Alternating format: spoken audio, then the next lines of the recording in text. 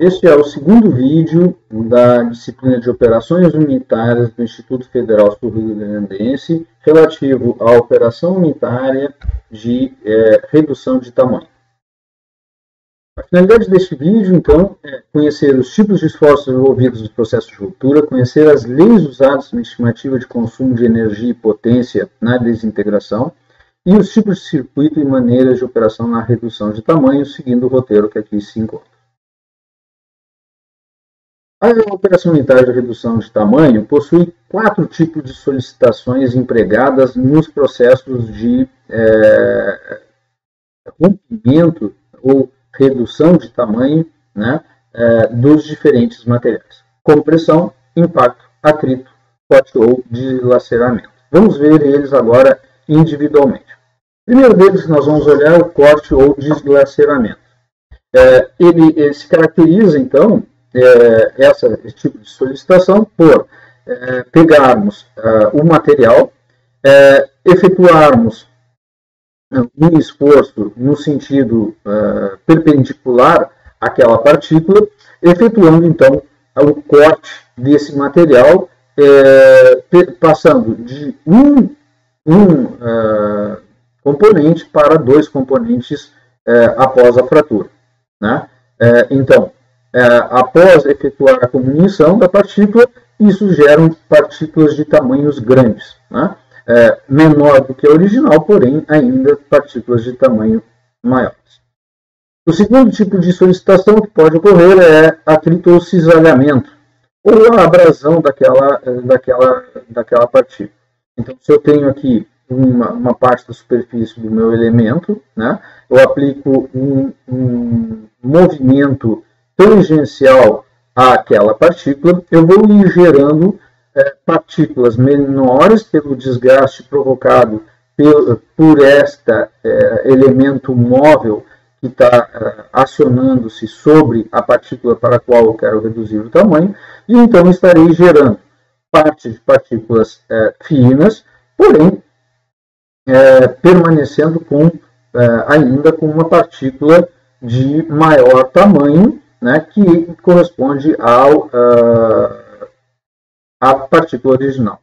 Normalmente, esse tipo de operação se caracteriza por um alto gasto energético, né, dentro desse processo como um todo, e levando muitas vezes, dependendo das características do material, a um desgaste bastante grande do equipamento que efetua esse processo. Os mesmos gastos energéticos, nós vamos ver posteriormente, também ocorrem quando se usa a solicitação via corte. O terceiro tipo de solicitação é a compressão. O que é a compressão? Nós temos a partícula colocada entre 2 peças, né? Uma pode ser fixa e outra móvel, onde se aplica uma força perpendicular à partícula, né, que deseja ser reduzida, e essa partícula, após vencer o seu limite de elasticidade, ou depois de alcançar um determinado grau de esforço, ela se rompe, né? Então, esse processo de compressão se caracteriza pela aplicação de uma força lenta, que após a quebra daquela partícula, normalmente se faz, então, o alívio daquele esforço sobre o processo como um todo. Normalmente, se gera poucos fios, gerando-se partículas maiores. O impacto ele é o quarto e último tipo de solicitação efetuada no processo de redução de tamanho.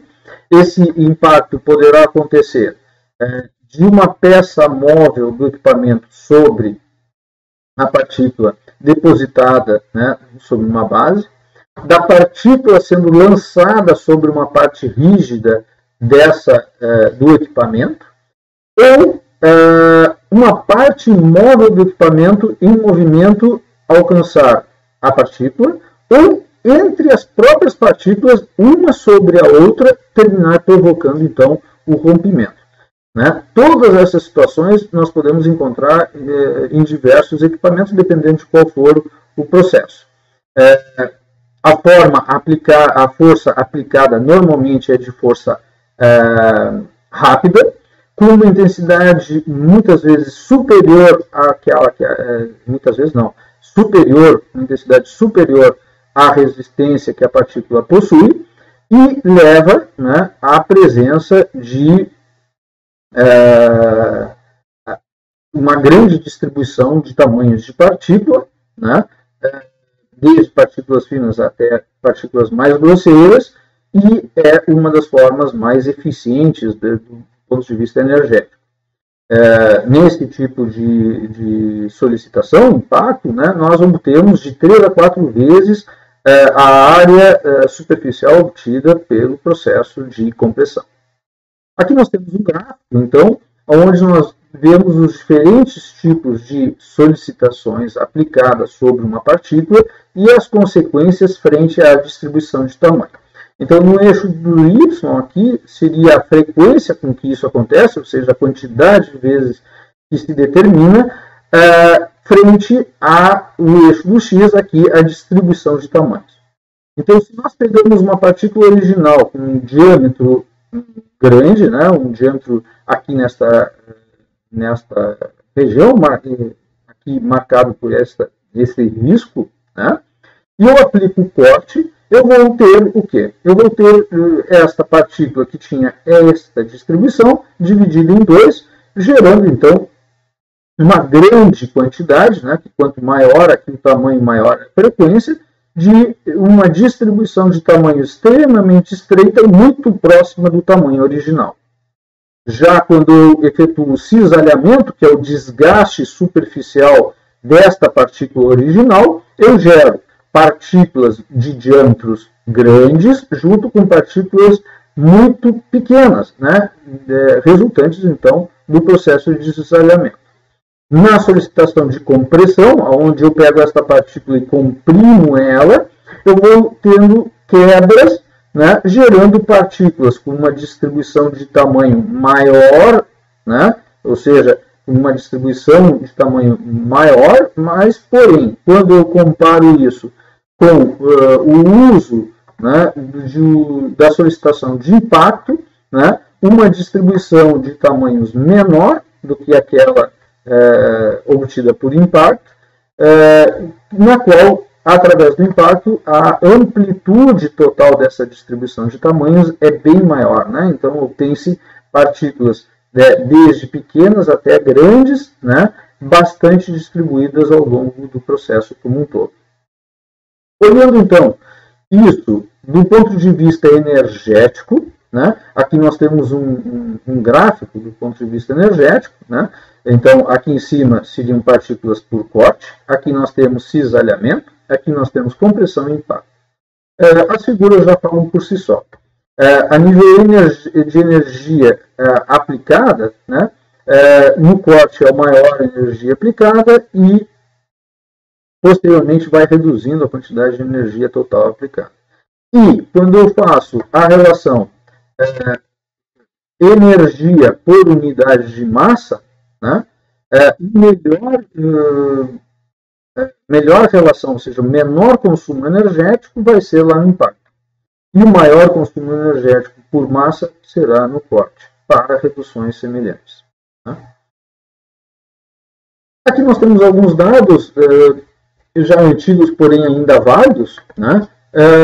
Que onde se estimava em 1995 que 30 a 50% da energia gasta em uma planta de beneficiamento é consumida na etapa de comunição, né? Podendo esse valor ser maior dependendo se eu estou trabalhando com minérios mais duros. Em 92 foi colocado, né, que 50% do custo total, né, dos gastos está com relação à comunição. Esses dados, recentemente eu estive olhando outros dados, e existem dados semelhantes. Ainda isso continua válido hoje em dia. Naquela época, só para vocês terem uma ideia, 1,5% de toda a energia gerada nos Estados Unidos era utilizada com essa finalidade. Né? Muito bem. E isso se deve ao quê? Os mecanismos de fragmentação, ou seja, o gasto energético, vai depender muito do tipo de estrutura ou material que nós vamos ter. E isso vai levar ao tipo de esforço que vai ocorrer e a facilidade com que aquele material vai se romper. O material, dependendo da sua estrutura cristalina, né, vai ter uma força ou linhas de clivagens diferentes. Então, aqui nós temos algumas estruturas, né, que os materiais podem encontrar, né, ou seja, onde a clivagem se dá de forma basal, prismática ou cúbica, dependendo como for estruturado, tá?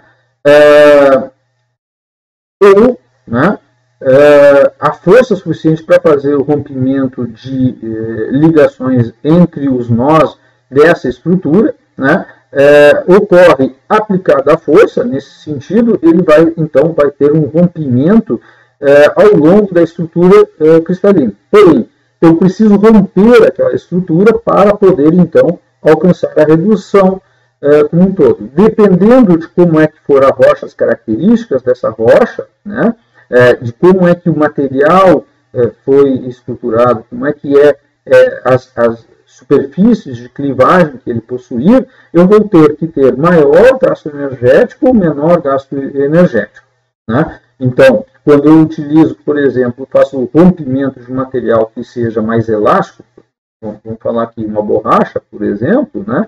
Quando eu aplicar um corte, eu vou ter uma dissipação daquela energia e vou perder boa parte dessa energia sendo absorvida pelo meu material. O material que é mais quebradiço, isso acontece mais fácil, né? Então, dependendo do tipo de esforço, ou que nós falamos anteriormente, vai ser o tamanho do material produzido. E o tipo de material também vai me trazer uma melhor ou pior eficiência da energia gasta. Tá? Então, aqui, por exemplo, nós temos uma curva de tensão-deformação de material que é mais frágil, né? Ou seja, ele rompe após uma determinada tensão, com uma baixa elongação, ele rompe. Já existem materiais que são mais elásticos, eu vou aplicando uma tensão e ele chega a um determinado ponto de fluência, onde ele vai ainda sofrer uma deformação para depois somente, então, romper. Este material aqui, ele vai absorver maior quantidade de energia pela estrutura interna que ele possui. E isso vai me levar a eu gastar uma energia muito maior do que materiais que são mais frágeis ou quebradiços. Aqui no lado, nós temos a representação, né, da relação força ao longo do tempo para efetuar a quebra de uma partícula. Aqui nós temos o elemento que vai aplicar uma força sobre uma partícula depositada num local rígido. Eu começo a aplicar essa força e vou fazendo a deformação daquela partícula até alcançar seu limite máximo de elasticidade, que seria esta região aqui.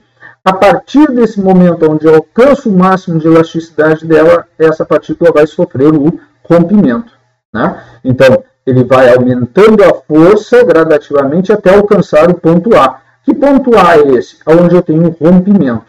Após esse rompimento, né, tem uma queda significativa da força aplicada para o processo, né? Que eu continuo aplicando força, e aí eu tenho uma oscilação, porque eu vou quebrando aquela partícula em diferentes pedaços, né? Onde então essa força vai até um determinado ponto, e aí eu vou pulverizar isso praticamente em fragmentos muito menores, caindo até o zero.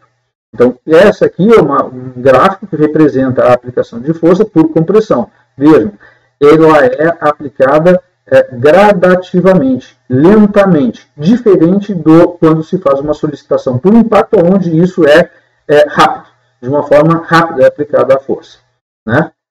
Obviamente, aqui nós alcançamos tamanhos, com dispersão que nem nós já falamos, uma dispersão menor, né, do que se alcança quando se faz a solicitação por impacto. Então, para os fatores de uma operação de moagem, deve-se levar em consideração, né, a distribuição da granulométrica do material que eu desejo e que tipo de força ou carga está sendo utilizada.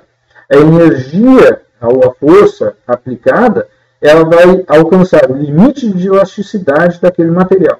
E enquanto isso não é alcançado, né, vai ocorrendo um armazenamento na forma de energia interna, e parte dessa energia também é perdida na forma de calor, né, em função da fricção entre essas partículas.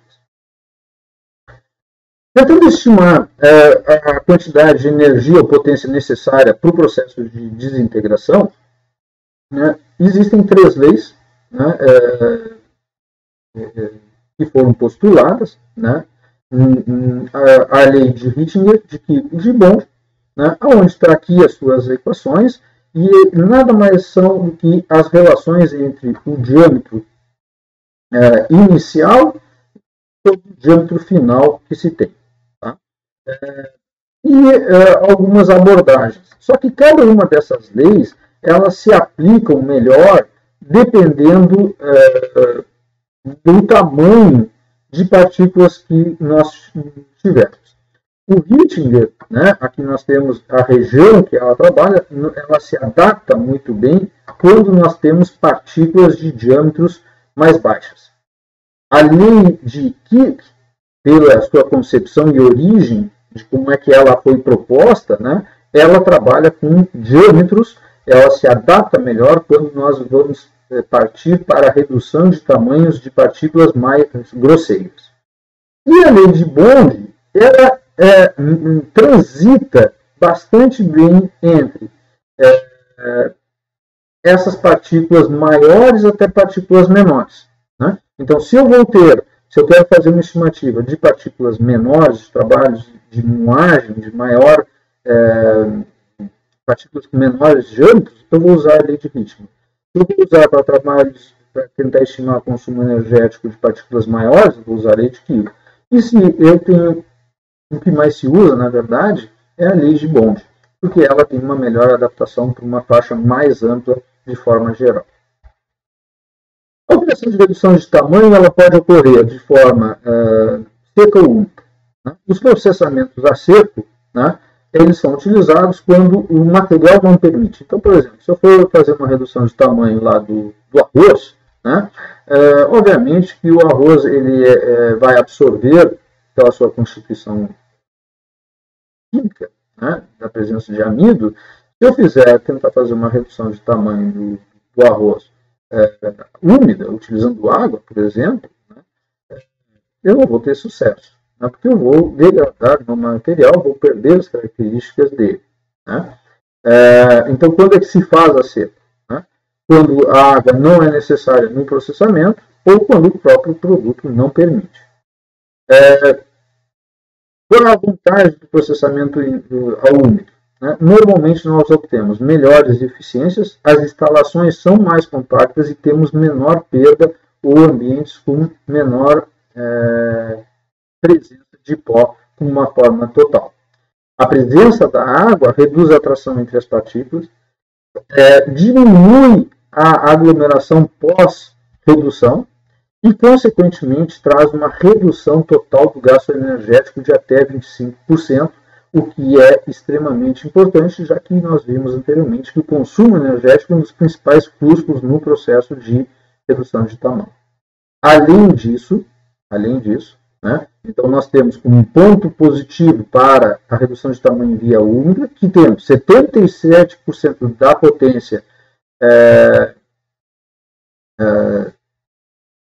da potência requerida para fazer a redução, né, do tamanho, né, de uma partícula quando eu faço a úmida. Ou seja, eu tenho 33% menos de energia necessária, 25% menor, de quando eu faço a seco. Né? Isso se deve à ação lubrificante que a água traz e também pela facilidade de transporte que a própria água me favorece de movimentação daquela carga. Então, eu tenho um gasto energético menor para a movimentação do material. Qual é o ponto negativo? Eu tenho maior consumo dos corpos moedores, né? E do revestimento como um todo. Né? Normalmente 5 a 7 vezes, né, o que eu tenho lá no caso do seco. Por causa do quê? Por processos corrosivos de oxidação, né, os corpos moedores terminam sofrendo, né, um ataque muito maior dentro do processo. Porém, quando comparado com o custo, a redução de energia necessária, e o processo de via úmida leva vantagem frente ao de via seca, né? Quando eu faço a redução por via úmida, né, eu tenho uma maior facilidade de controle, né, do processo como um todo. Por exemplo, quando eu faço a redução de tamanho de um mineral que eu vou extrair, né, eu posso fazer o controle da redução pela densidade da polpa, né, ou pelo nível de descarga do moinho, né, e isso eu consigo controlar esses processos, o meu processo muito mais facilmente. O outro ponto a favor é que a poluição ambiental se torna muito menor quando eu trabalho a via úmida. Em fábricas de fertilizantes, que eu não posso trabalhar com via úmida por motivos lógicos, né, porque o próprio fertilizante, a finalidade dele quando em contato com a água, né, ele se dissolver, né, e dar o aumento, né, ou fornecer ao solo, né, aqueles materiais, e isso se dá através do contato com a umidade, né, no momento eu não posso utilizar a via úmida. Dessa maneira, as questões ambientais, a presença de pó dentro de uma fábrica de adubo, ela é muito presente.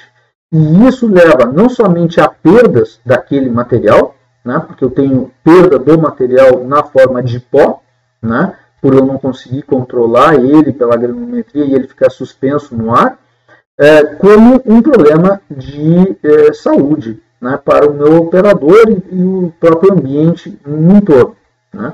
E quando eu faço a via úmida, isso se torna muito mais fácil.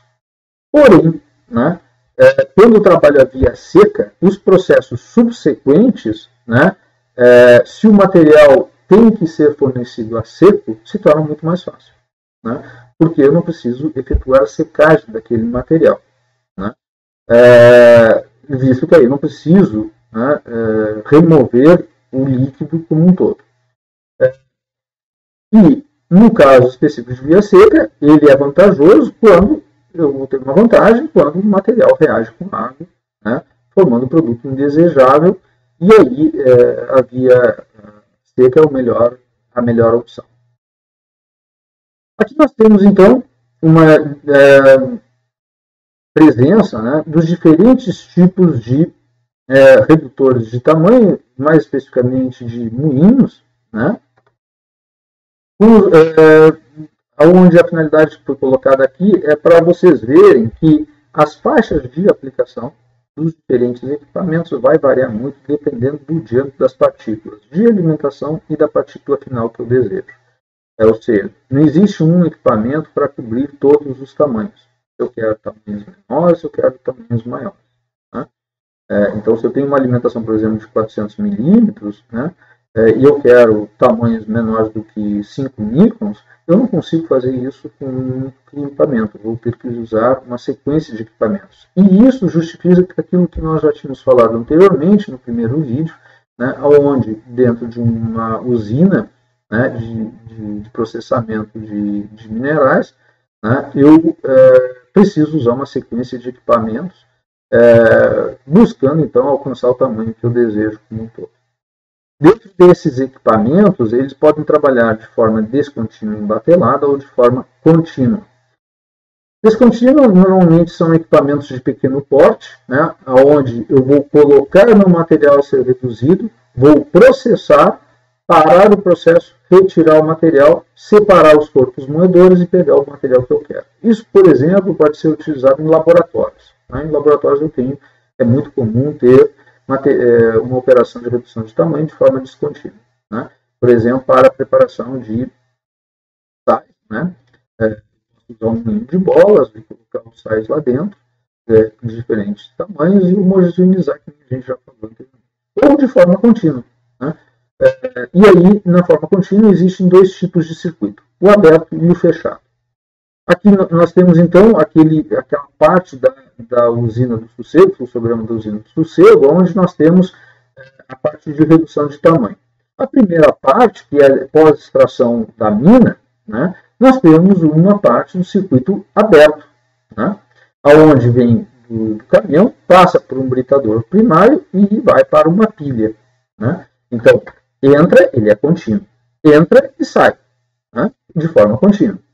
Porém, tem uma entrada, uma saída, e não tem, que nem nós vemos nos equipamentos posteriores, onde eu vou ter um processo de reciclo, né? Então, entra no moinho, sai, passa pela peneira, vai no britador e retorna aquele moinho. Ou passou pela peneira, é bombeado, né, para um hidrociclone, classificado, aquilo que não alcançou o tamanho desejado, vem no moinho de bolas e aqui fica no circuito fechado, né? Então, o circuito fechado, na verdade, ele é caracterizado pela presença de um recíproco. Depois do moinho, ou depois do redutor de tamanho, eu tenho um elemento de classificação, podendo ser peneiras ou pode ser um hidrociclone, dependendo como for o caso.